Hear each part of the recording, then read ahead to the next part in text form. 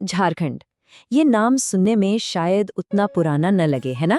पर असल में इसकी जमीन के नीचे एक ऐसी कहानी दबी हुई है जो हजारों नहीं लाखों साल पुरानी है। तो चलिए आज साथ मिलकर समय में पीछे चलते हैं और उन रहस्यों को खोजते हैं जो इस नाम से भी कहीं कहीं ज्यादा गहरे हैं। तो हमारी पड़ताल शुरू होती है यहाँ से, पुंकारी बारवाडी से। और पहली नजर में देखने पर ये क्या लगता है? बस पत्थरों का एक मैदान, है ना? लेकिन जरा सोचिए, क्या हो अगर ये पत्थर असल में बोल सकते हो? अगर ये हजारों साल पुरानी कोई कहानी सुना रहे हो? बस यही सवाल आज हमारी पूरी खोज का सेंटर पॉइंट है। ये बात इसलिए भी दिलचस्प हो जाती है क्योंकि झारखंड नाम तो हमें पहली बार 12वीं शताब्दी के एक तांबे के प्लेट पर लिखा मिलता है। सिर्फ 12वीं शताब्दी, पर हम इससे कहीं ज्यादा, बहुत ज्यादा पीछे जा रहे हैं। एक ऐसे वक्त में जब इस जमीन का शायद कोई नाम ही नहीं था, पर इंसान यहाँ अपनी कहानी पत्थरों पर लिख रहे थे। तो चलिए शुरू करते हैं। हमारी खोज का पहला पड़ाव पाषाण युग यानी स्टोन एज।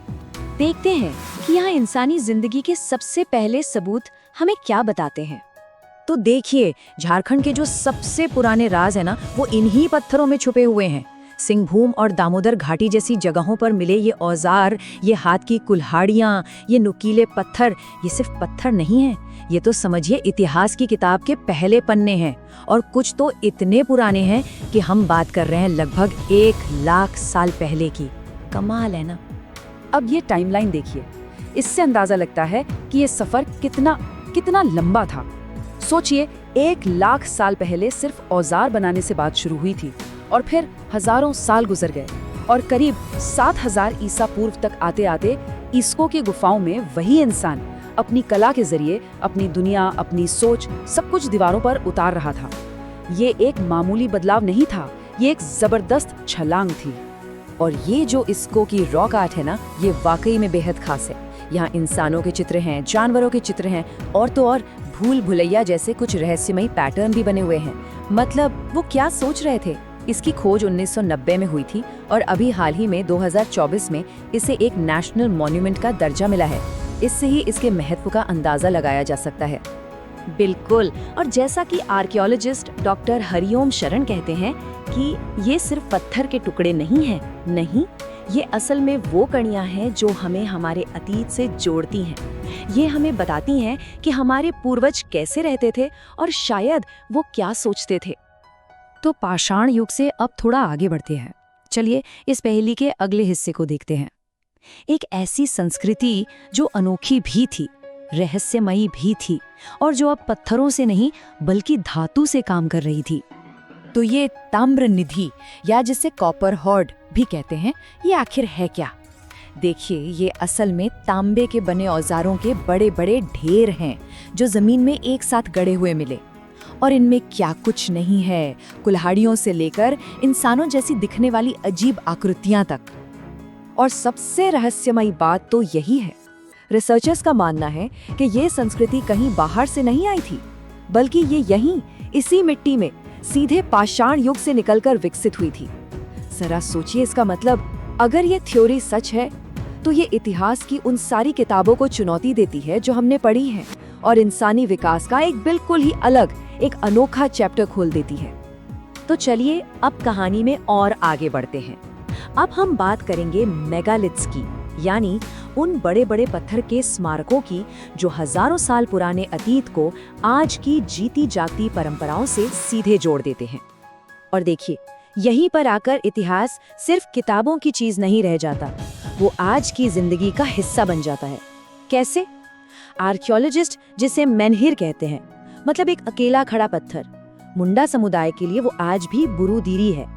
जिसे वो डोलमेन कहते हैं, वो उनके लिए ससनदीरी यानी कब्रिस्तान का पत्थर है। ये सिर्फ अलग अलग नाम नहीं है, ये पत्थलगड़ी नाम की एक जिंदा परंपरा का सबूत है। और ये जो बड़े बड़े पत्थर लगाए जाते थे, ये सिर्फ कब्रों के निशान नहीं थे, नहीं, इनका इस्तेमाल गांव की सीमाएं तय करने के लिए होता था, कोई बड़ा फैसला सुनाने के लिए होता था। और कुछ एक्सपर्ट्स तो ये भी मानते हैं कि शायद इनका इस्तेमाल आसमान और तारों पर नजर रखने के लिए भी होता था।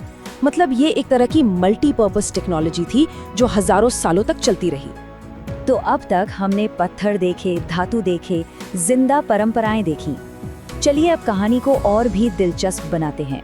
झारखंड के अतीत में एक और परत है, एक ऐसी अद्भुत जगह जहां एक नहीं, दो नहीं, बल्कि कई बड़े धर्म एक साथ शांति से मौजूद थे। इस जगह का नाम है इटखोरी।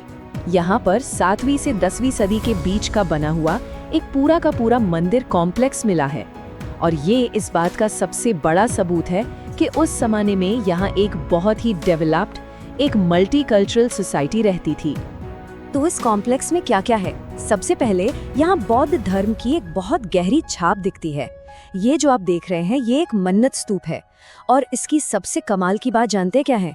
इसके अंदर बुद्ध की 1008 छोटी छोटी मूर्तियां मिली हैं। जरा सोचकर देखिए, कला और आस्था का कैसा अद्भुत संगम रहा होगा ये। पर कहानी यहीं खत्म नहीं होती। ठीक उसी जगह पर हमें ये दशावतार पैनल भी मिलता है।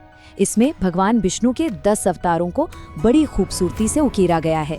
तो ये साफ साफ दिखाता है कि यहाँ हिंदू धर्म का भी गहरा प्रभाव था, और वो भी बौद्ध कलाकृतियों के ठीक बगल में। और रुकिए, अभी और भी है। इसी कॉम्प्लेक्स के अंदर जैन तीर्थंकर शीतलनाथ के पवित्र चरण पादुका यानी उनके पद चिन्ह भी मौजूद हैं। तो अब पूरी तस्वीर देखिए। एक ही जगह पर, एक ही पवित्र भूमि पर हिंदू धर्म, बौद्ध धर्म और जैन धर्म तीनों एक साथ फल फूल रहे थे। ये उस दौर के आपसी सम्मान और सौहार्द का एक जबरदस्त सबूत है। तो इस पूरी यात्रा के बाद चलिए अब वापस आज के समय में लौटते हैं, क्योंकि प्राचीन झारखंड की ये कहानी कोई भूली बिसरी दास्तां नहीं है। ये एक ऐसी कहानी है जो अभी भी लिखी जा रही है, जिसे आज भी खोजा जा रहा है।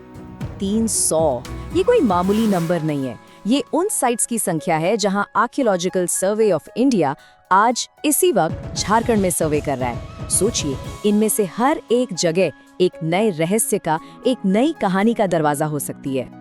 और ये काम लगातार चलता रहता है। ये एक पूरा प्रोसेस है। पहले कोई साइट खोजी जाती है, फिर उसका सर्वे होता है, फिर उसे प्रोटेक्ट किया जाता है, और फिर आखिर में बहुत सावधानी से खुदाई होती है। तो इससे एक बात तो साफ है कि इतिहास सिर्फ पुरानी किताबों में बंद नहीं है। ये एक एक्टिव इन्वेस्टिगेशन है, एक ऐसी जांच जो आज भी इसी पल जारी है। तो आज की ये पूरी पड़ताल हमें एक बहुत बड़े सवाल पर लाकर छोड़ देती है। सोचिए, अगर पत्थर के औजारों से लेकर रॉक आर्ट तक, रहस्यमयी कॉपर होर्ड्स से लेकर आपसी सौहार्द के मंदिरों तक इतना कुछ हमें मिल चुका है, तो जरा कल्पना कीजिए कि झारखंड की जमीन के नीचे अभी भी न जाने कितने और रहस्य दबे होंगे जो बस खोजे जाने का इंतजार कर रहे हैं।